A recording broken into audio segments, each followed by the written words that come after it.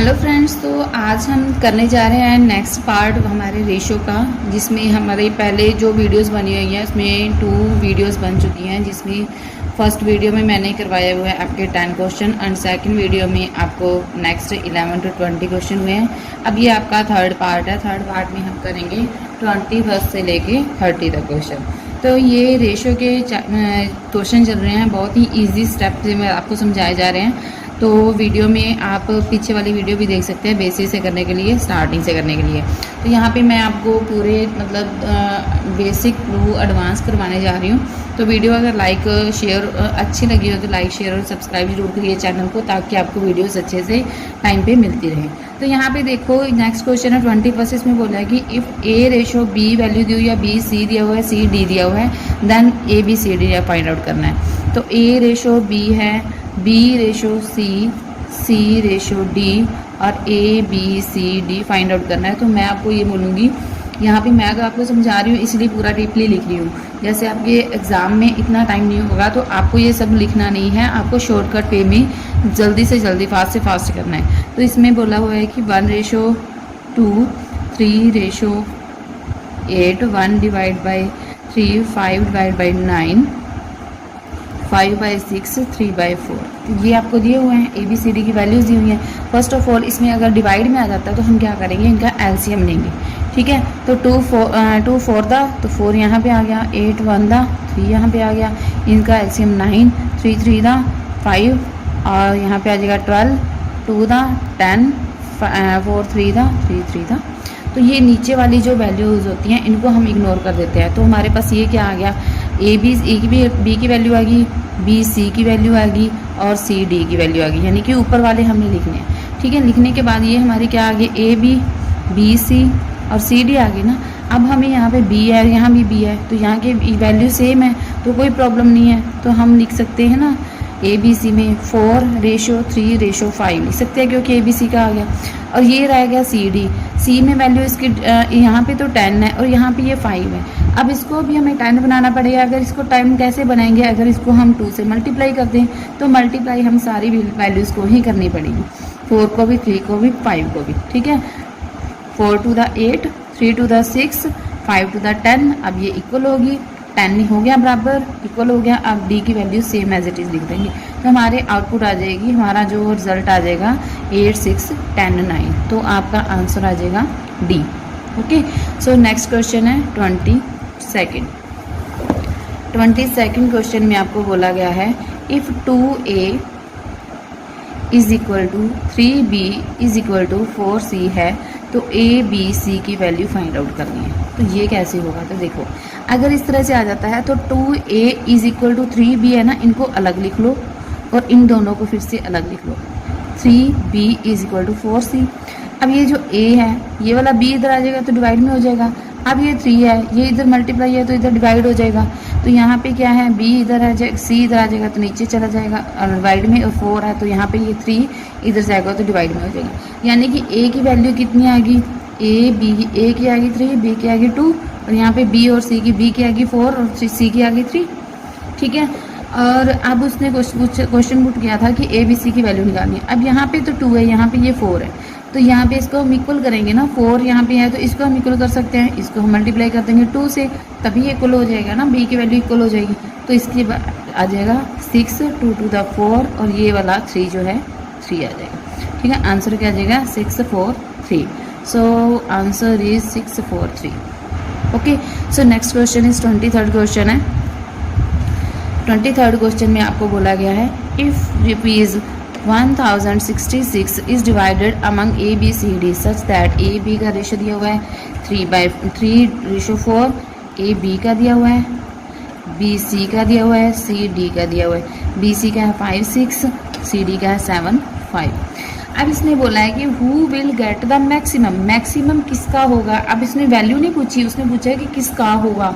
अगर वैल्यू पूछे तो हमें ज़्यादा डीपली करना पड़ता है, अगर उसने वैसे पूछ लिया तो हम शॉर्टकट भी यूज़ कर सकते हैं। वो कैसे कर सकते हैं तो देखिए, अब यहाँ पे पहले हम 4 की b की वैल्यू 4 है, यहाँ पे 5 है, पहले हम इसको इक्वल करेंगे। इसको इक्वल करने के लिए क्या करेंगे, इसको हम 5 से मल्टीप्लाई कर सकते हैं और इसको हम 4 से मल्टीप्लाई कर सकते हैं। ठीक है, कितना आ जाएगा 15 और ये कितना आ जाएगा 20 अब ये कितना 20 और ये कितना आएगा 24, यानी कि ए बी सी की वैल्यू आएगी, रह गया और सी डी।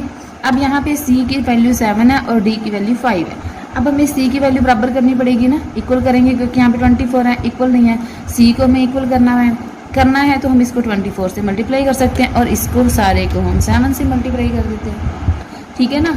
अब ये इसको मल्टीप्लाई करेंगे तो कितना आ जाएगा 105, 140 और 7 चौक 28, 2 16, ठीक है। अब ये आ जाएगा 4 5 20, 10 और 2 12।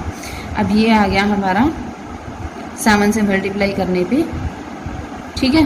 तो ये हमारा रेशो आ गया। अब इसने बोला है कि सबसे ज़्यादा किसकी होगी, है ना, मैक्सिमम वैल्यू पूछी है। अब हमें इसको आगे निकालने की ज़रूरत नहीं है, मैक्सिमम यहीं से पता चल रहा है किसकी होगी, सी की होगी। तो हमारा आंसर क्या आ जाएगा, सी आ जाएगा, ठीक है। वैल्यू नहीं पूछी उन्होंने जस्ट इतना पूछा है कि किस क्या होगा मैक्सिमम जो भी है इसका, किसको में ज़्यादा मिलेगा, तो हम लिखेंगे सी।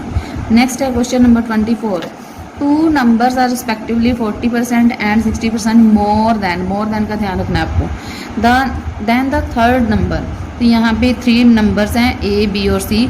सी से है ना, सी की वैल्यू मान लो कि 100 है क्योंकि ये परसेंटेज में पूछी गई है। 40% 100 ज़्यादा है, 140 आ जाएगा और ये आ जाएगा 160 क्योंकि इतने मोर देन है, ठीक है। तो ये आ जाएगी वैल्यू, इसके निकाल लो, इसी कट कर दो, 7 दा 2 8 दा 2 5 दा। तो यहाँ पे ए और बी की वैल्यू पूछी है ना, ए और बी की वैल्यू तो आ जाएगी 7:8। Answer is this. Okay, so next चलते हैं नेक्स्ट क्वेश्चन 25 पे। हाँ जी, तो नेक्स्ट क्वेश्चन है 25th क्वेश्चन है। इसमें बोला गया है 180 स्वीट्स हैं are divided among A B C D के बीच में डिवाइड किया गया है, कितनी है 180 स्वीट्स हैं, ठीक है। ए बी सी डी है और बी और सी इसने बोला है कि ब्रदर है, ये दोनों ब्रदर्स हैं। ए बी सी डी में डिवाइड किया गया है और ए रेशो बी आपको दिया हुआ है 2:3 और बी रेशो सी आपको दिया हुआ है 2:5 और सी रेशो डी दिया हुआ है 3:4। जैसे जैसे बोला गया वैसे वैसे आप लिखते जाइए।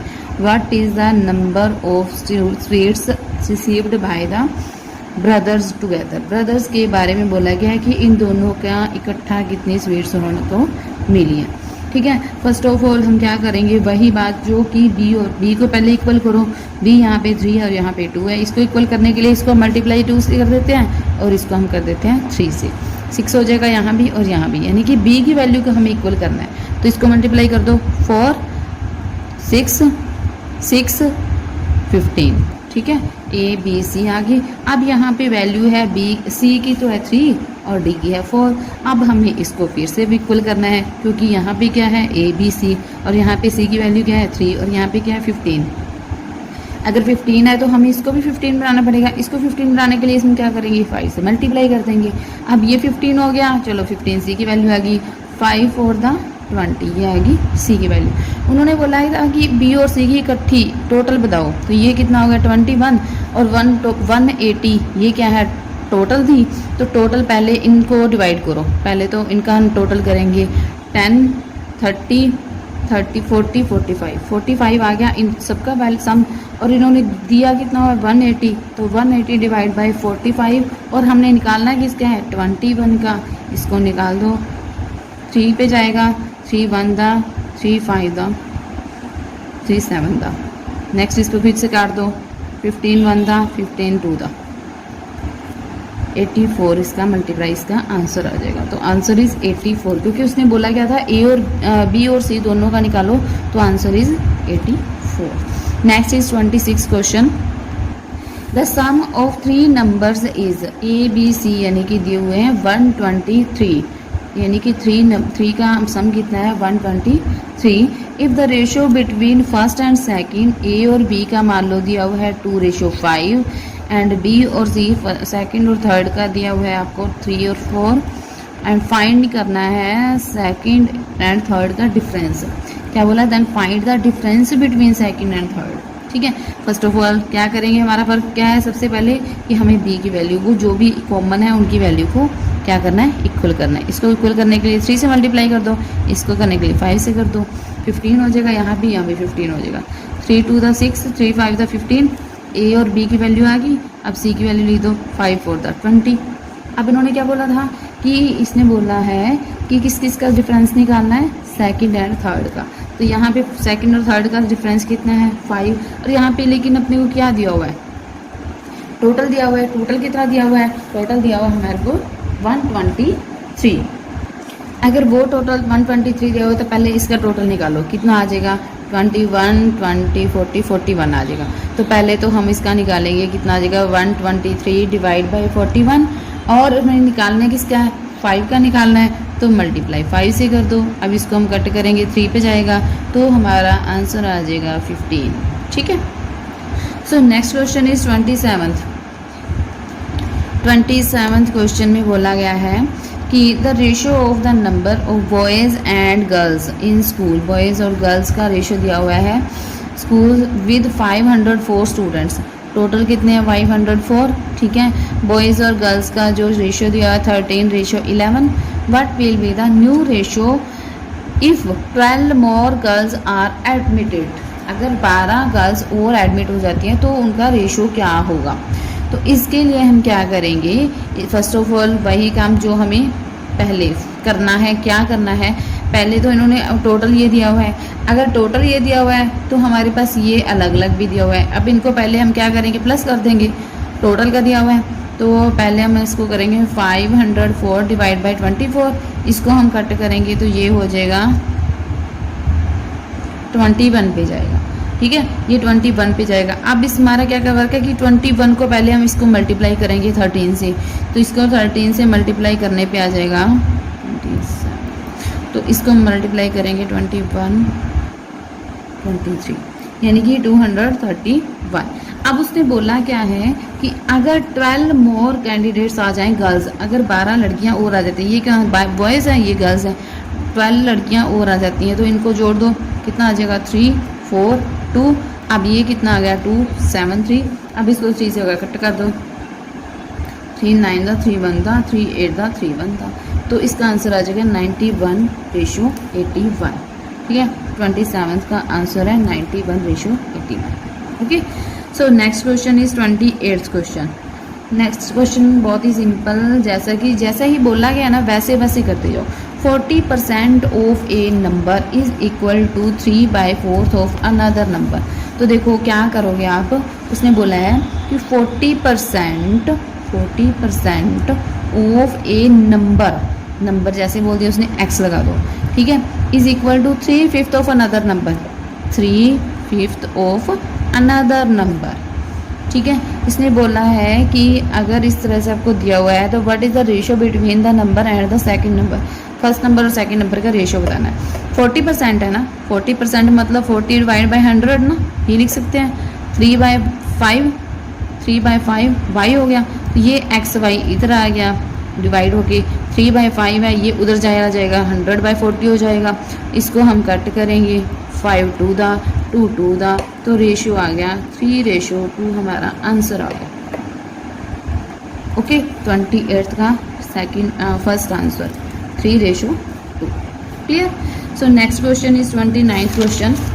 29th क्वेश्चन में बोला है कि ₹65 is divided into 2 parts. 2 parts में 65 को डिवाइड करना है। 2 parts in such with that fifth part, fifth यानी कि हम किसको लिखते हैं, फिफ्थ पार्ट ये हो गया, fifth part of the first का fifth part and the 8th part of the second are equal. The second number बताना है। तो हमारी ये वैसी बन गई, इक्वेशन बन गई।